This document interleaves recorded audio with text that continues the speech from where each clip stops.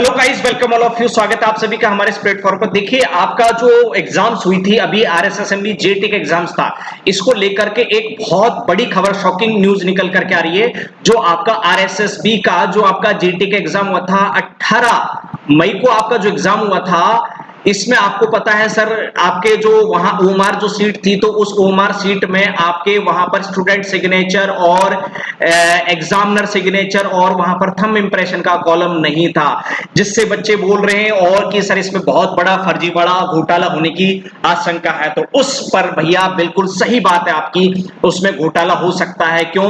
क्योंकि सर इस खबर पर आज जो आपका दैनिक भास्कर में 22 अप्रैल को जो खबर छपी है, इसने इस पर एक तरीके से मोहर लगा दी है। कैसे लगा दिया? तो देखो इसमें क्या हुआ, जो शिक्षा विभाग ने, जो माध्यमिक शिक्षा बोर्ड है, इसने चयन बोर्ड को ये एग्जाम करवाने के लिए दी थी, रीट की और टीचर्स मेन एग्जाम की। तो यहां पर ये पता चला है कि सर चयन बोर्ड की 5 साल की जो परीक्षाएं करवाई थी इन्होंने, पीटीआई टीचर की, थर्ड ग्रेड लेवल 1 लेवल 2 की एग्जाम्स की, ये जो करवाई, तो डिपार्टमेंट ने जब सर इसमें फॉर्मों की और उनके डॉक्यूमेंट की जांच की आरएसएसएमबी ने, तो उसमें से जब बोर्ड ने, शिक्षा विभाग ने जब फॉर्मों की जब जांच की, उनके डॉक्यूमेंट्स की जब जांच की, तो 31 शिक्षा विभाग के जो एम्प्लॉई हैं, कर्मचारी हैं सर, उनके फोटो और आपके सिग्नेचर मिसमैच पाए गए हैं, 31 कर्मचारियों के। अब मिसमैच कब मिलते हैं सर? मिसमैच के सर दो चांस होते हैं, या तो सिग्नेचर सही ढंग से नहीं हो, पहली बार करें, है ना, या फोटो तो मिसमैच होने के चांसेस होते ही नहीं है बिल्कुल भी, है ना। लेकिन खुद मान ले, ज्यादातर केसेज में यही होता है सर, जब डमी कैंडिडेट, है ना, डमी कैंडिडेट बिठाया जाता है, तो डमी अभ्यर्थी जब बिठाए जाते हैं, तो वहां से ये आपको देखने को मिलता है। तो सोचो, जब डिपार्टमेंट ने एग्जाम करवाई, ओएमआर सीट में वहां पर सिग्नेचर का भी कॉलम था, थंब इंप्रेशन का भी कॉलम था, फोटो भी वहां एग्जाम सेंटर पे मैच की होगी, आईडी भी मैच की होगी, उसके बाद में जब उनका डॉक्यूमेंट वेरिफिकेशन हुआ, डीवी, तब उन्होंने ये वेरिफिकेशन की होगा। उसके बावजूद भी 31 कर्मचारी ऐसे निकले हैं कि जिनके फोटो और सिग्नेचर मिसमैच हो रहे हैं। अब किस वजह से मिसमैच हो रहे हैं? इसलिए डिपार्टमेंट को, शिक्षा विभाग को, एजुकेशन डिपार्टमेंट को ये लगा कि भाई साहब ये डमी कैंडिडेट है, इसलिए उन्होंने एसीजी को रिपोर्ट, एसओजी जो स्पेशल ऑपरेशन ग्रुप होता है, इन्वेस्टिगेशन जो ग्रुप होता है, ये जो जांच करता है, इसको रिपोर्ट भेजी है कि भैया इन 31 की जांच कीजिए।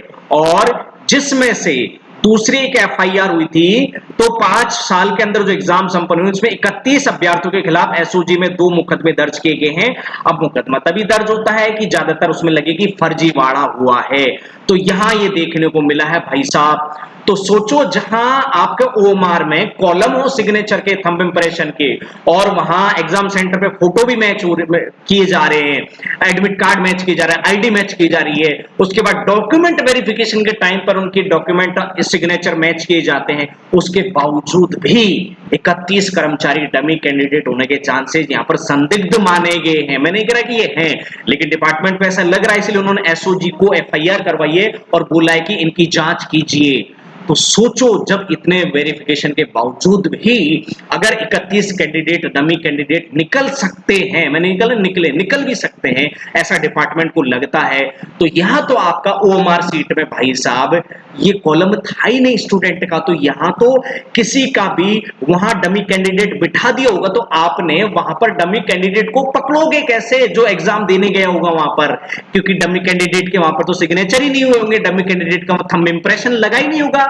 तो भैया फॉर्म तो किसी और ने भरा, है ना, किसी और के सिग्नेचर लगे, ओरिजिनल कैंडिडेट के, है ना, ओरिजिनल कैंडिडेट स्टूडेंट के वहां पर थंब इंप्रेशन लगे, लेकिन एग्जाम देने वहां डमी कैंडिडेट पहुंच गया होगा, तो कैसे पकड़ में आया होगा? नहीं पकड़ में आया होगा, क्योंकि पकड़ में आ ही नहीं सकता, सिग्नेचर ही नहीं है, थंब इंप्रेशन नहीं है ना।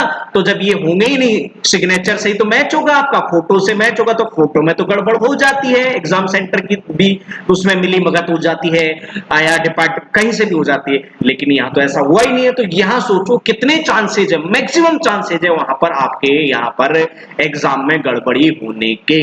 तो भाई साहब ये तो बहुत बड़ा गड़बड़ झाला पकड़ में आया है। तो अब तो आपको आवाज उठानी चाहिए। सोचो जो एग्जाम्स हो रही हैं जिसमें 3-3, 4-4, 5-5 लेयर में जहां पर वेरिफिकेशन हो रहा है, फिर भी डमी कैंडिडेट्स निकल रहे हैं, तो जहां पर आपका तो यहां पकड़ने का पूरा ही मामला ही गायब कर दिया। तो कैसे पकड़ में आएंगे? सिग्नेचर और अंगूठे के निशान से तो पकड़ में आते, वो है ही नहीं है।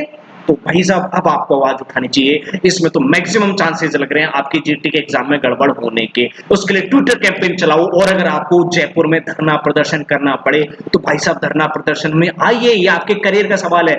आपने इतने महंगे तैयारी करी, इतने महीनों से इतने कोर्स खरीदे, इतने दिन रात आपने जगे और एग्जाम दिया, और आपको लग रहा है आपका सिलेक्शन हो सकता है, तो भैया ये भी हो सकता है आपका सिलेक्शन नहीं हो। वहां डमी क्योंकि भाई साहब सिलेक्शन किसका जाएगा? जिसका सिलेक्शन हो रहा है, जिसको लग रहा है कि मेरा सिलेक्शन हो जाएगा कट ऑफ के हिसाब से, तो भाई साहब पैसे लेकर के डमी कैंडिडेट बिठा करके ये बाद में उम्र फिल करके सिलेक्शन तो उसी का ही जाएगा ना जिसका हो रहा है। जिसका नहीं हो रहा है उसका तो जाएगा ही नहीं सिलेक्शन, है कि नहीं है?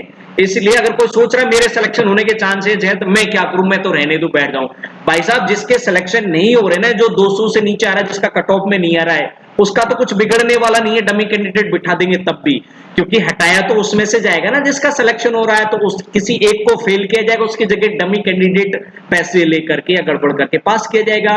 तो अगर ये सोच रहे हैं आप लोग कि सर मेरा तो सिलेक्शन हो जाएगा, मैं क्यों जाऊं धरना प्रदर्शन में, भाई साहब सबसे खतरा आप पर ही है। जिसका सिलेक्शन नहीं हो रहा उस पर खतरा है ही नहीं है।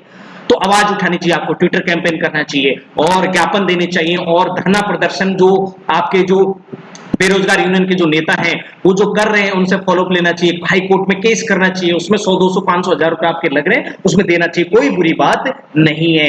और जैसे इसके बारे में कुछ नया अपडेट आता है वो मैं लेकर के नेक्स्ट वीडियो लेकर आता हूं। उसके लिए अगर अभी तक आपने हमारे इस वीडियो चैनल को सब्सक्राइब नहीं किया तो चैनल को सब्सक्राइब कर लीजिए, नोटिफिकेशन ऑन रखिए। मिलते हैं आपसे नेक्स्ट वीडियो में, तब तक के लिए नमस्कार, जय हिंद।